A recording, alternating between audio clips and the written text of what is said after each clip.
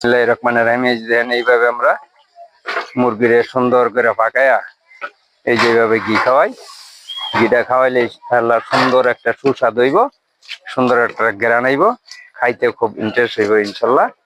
এই তো আপনাকে কিভাবে আমরা কাজটি করি, এই কাজের দক্ষতা কিরকম বা কেমনে করলে সুন্দর হইব, এই জিনিসটা আপনাকে ইনশাল্লাহ দেখাইলাম।